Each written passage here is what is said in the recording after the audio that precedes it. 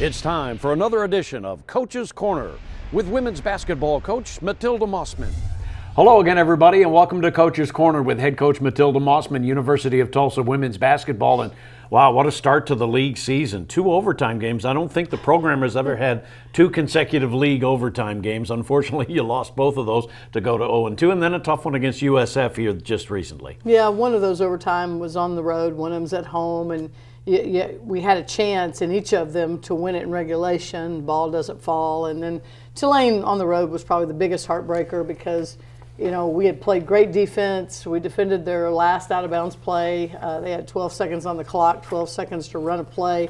They missed the first shot, and then their 6'4" girl just kind of reaches over and gets an offensive rebound, and then there's this scrum in the floor, and bodies are flying, and the ball ends up in Crystal Freeman's hands and from about 12 feet, and she shoots it, and before it even hits the rim, the buzzer goes off, and that thing literally just bounced around and just sat on the rim, felt like an eternity, and then dropped in. So that's really a heartbreaker when you have to lose one that way. Yeah, and certainly a good effort on the road, as you mentioned, especially defensively, to hang in there against Tulane. And Tulane-Tulsa games always seem to be great. What did you do well in that game to hang in there with them? Well, I thought we defended really well.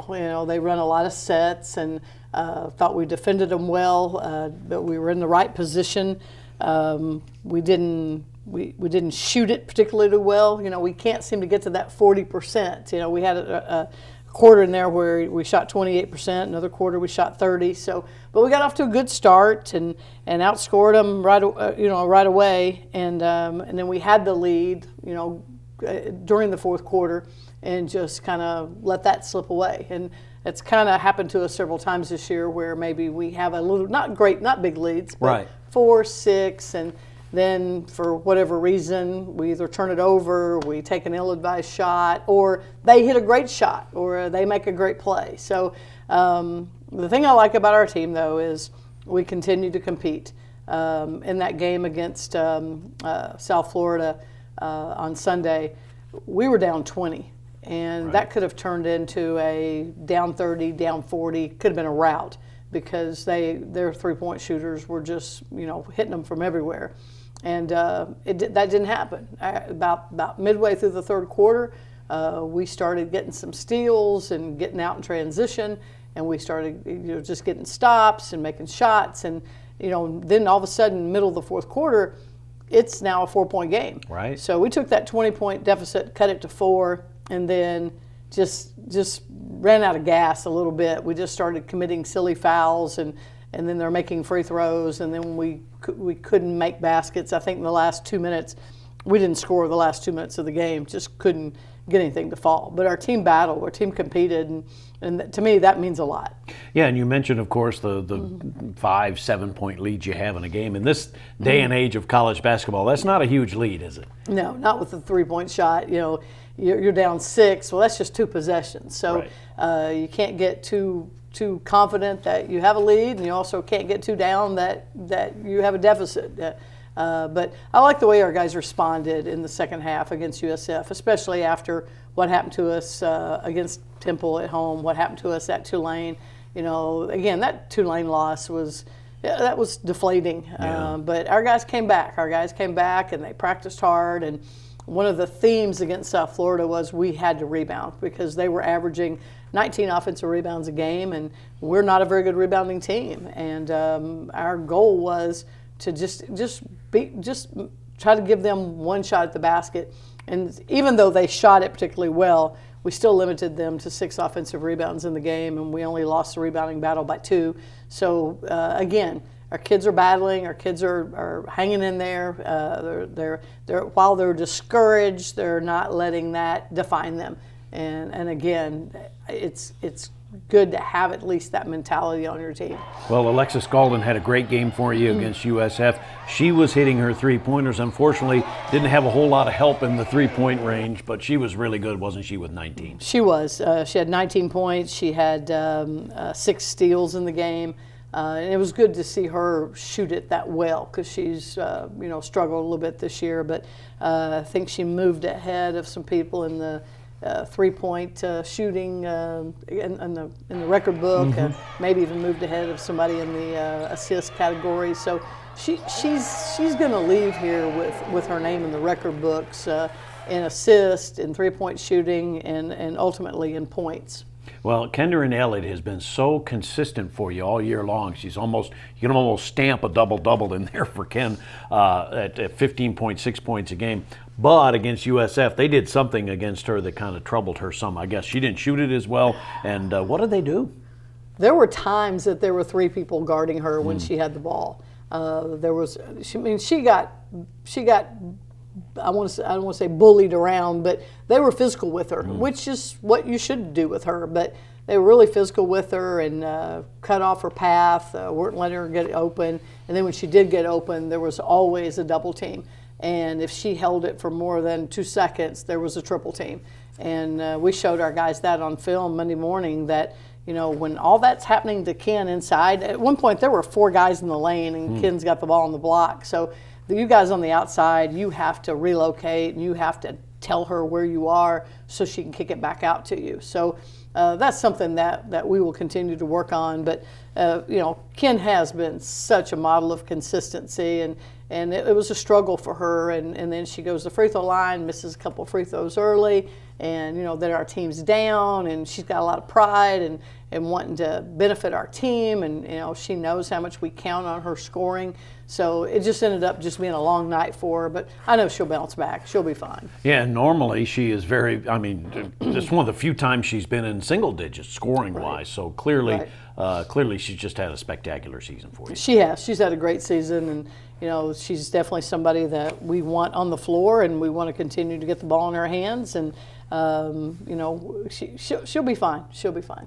Rebecca Lasky had a good week for you. 2 games in double figures. What's she doing well now? Well, she's so good at attacking the basket. Sometimes she overcommits against South Florida a little bit. Even though she shot 50%, she overcommitted sometimes, and they were taking away some of the drives that she is able to do sometimes. And we just didn't adjust to that very well. But she's a tough kid, and she's always in a position to get steals.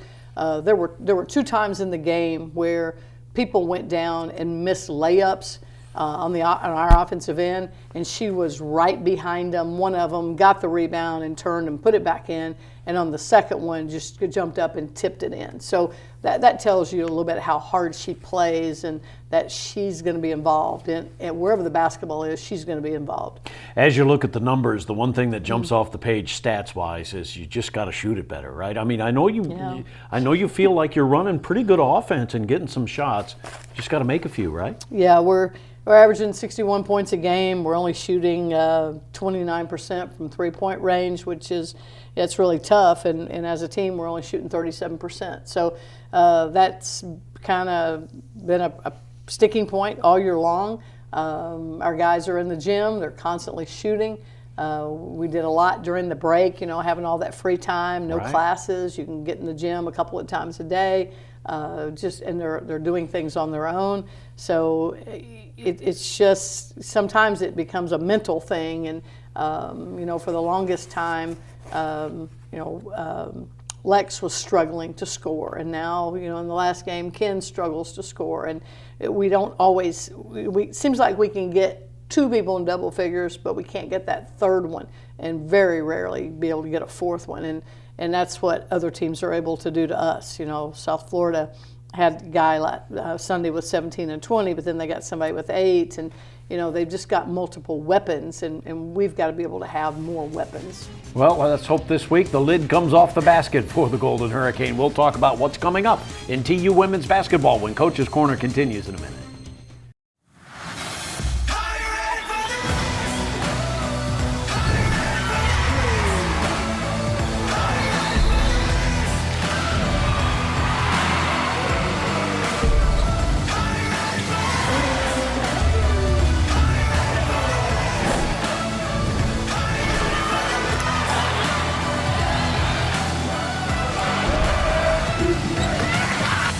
American. Be undeniable.